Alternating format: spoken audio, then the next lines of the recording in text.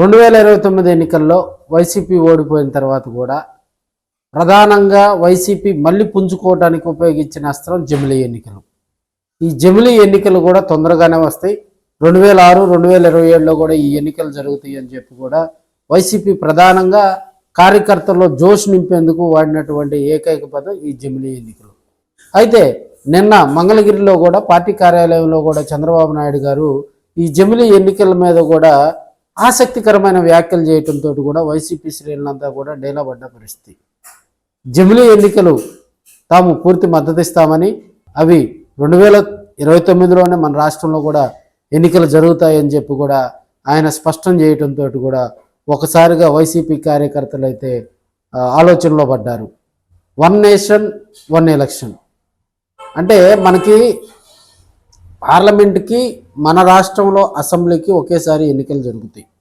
ఇది గత కొన్ని సంవత్సరాలుగా వస్తున్నటువంటి ఆచారంగా వస్తూ ఉంది. ఎందుకంటే మనకి పార్లమెంటుతో పాటు మన అసెంబ్లీ కూడా ఒకేసారి రద్దు అవుతుంది. ఇంచుమించుగా ఒక వారం 10 రోజులు అటు ఇటుగా కూడా మనం ఎన్నికలకు వెళ్తూ ఉంటాం. కేంద్ర ప్రభుత్వం ఇప్పుడు కొత్తగా కూడా జమిలీ ఎన్నికలు అంటే దేశం మొత్తం మీద కూడా ఒకేసారి ఎన్నికలు నిర్వహించేందుకు ఒక ప్రక్రియకి శ్రీకారం చుట్టడం జరిగింది. దానికి పార్లమెంట్లో కూడా బిల్లు ప్రవేశపెట్టి అన్ని పార్టీల మద్దతు, అంటే దానికి ఒక కోడ్ ఉంటుంది అనమాట, 3/4 అనో, దానికి సంబంధించి అన్ని పార్టీల మద్దతు కూడగొట్టేందుకు కూడా చర్యలు తీసుకుంటుంది.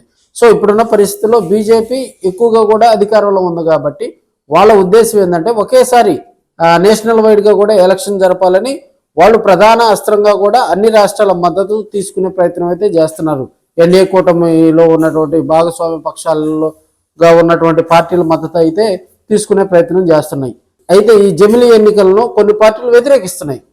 సపోజ్ మనకి తమిళనాడు రాష్ట్రంలో స్టాలిన్ గారు వ్యతిరేకించడం అయింది. కొత్తగా పార్టీ పెట్టబోయేటువంటి విజయ్ గారు కూడా వీటిని వ్యతిరేకిస్తూ ఉన్నారు. మనకి 2029 వరకు కూడా రాష్ట్రంలో కానీ కేంద్రంలో కానీ పరిపాలనకు అవకాశం ఉంది.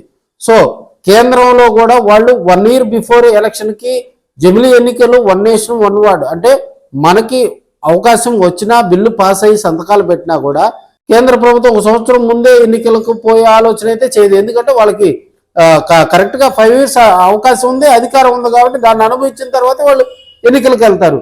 ఇక్కడ రాష్ట్రంలో కూడా అదే పరిస్థితి వస్తుంది.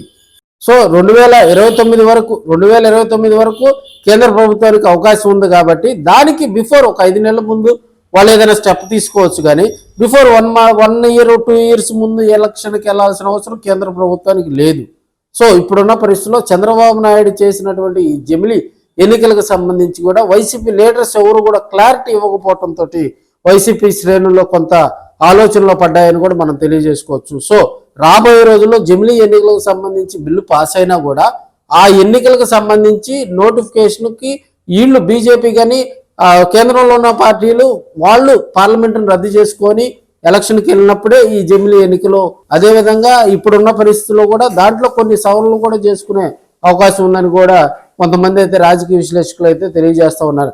అయితే ఈ జమిలీ ఎన్నికలపై పూర్తి క్లారిటీ కూడా కొంతమందికి తెలియక నానా ఇబ్బందులు గురవుతూ అటు తెలుగుదేశం పార్టీ కానీ ఇటు వైసీపీ శ్రేణులు అయితే కూడా వాళ్ళకి ఈ జమిలీ ఎన్నికలకు సంబంధించి క్లారిటీ లేకపోవడంతో కొంత ఇబ్బందికర పరిస్థితులు ఎదుర్కొంటున్నారని కూడా మనకు తెలియదు.